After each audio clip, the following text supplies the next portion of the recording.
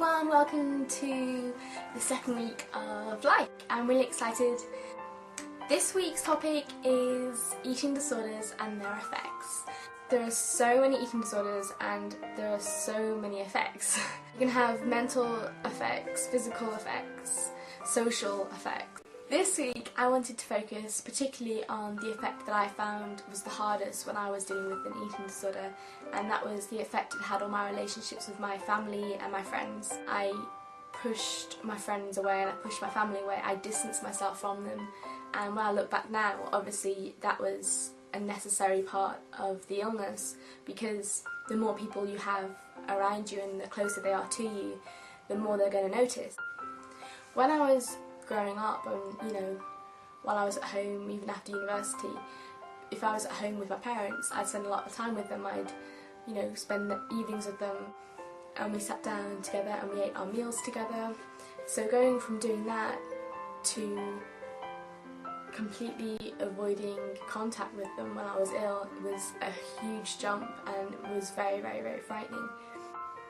Instead of spending time relaxing and enjoying time with my family, I'd feel threatened by them and by the fact that they might find out how ill I was.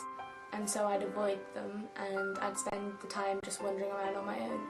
I used to be by myself all of the time, and that was very, very lonely. It was a very lonely time. And it started off gradually. I didn't just cut everybody off. You're so focused on being by yourself and allowing your behaviours to take over that you don't really realise how much you've pushed everyone away until you look back and that they're not there anymore. I think part of it might be that when I was ill I didn't really feel like I deserved people's friendship and people's help, so I also shied away from it. I didn't want to ask for help and I didn't feel like I deserved it. I felt very alone, I felt very afraid and very vulnerable, and the other part of me that wanted to keep me ill wouldn't let me have that comfort that I found in my family, and I found that really, really hard. But I was really lucky in that I have a very, very supportive family, and instead of letting me push them away, when they realised what was happening, they stepped in and they helped me, and they stayed around. No matter how much I pushed them away, they stayed around there and let me know that they were there to support me, and they helped me through.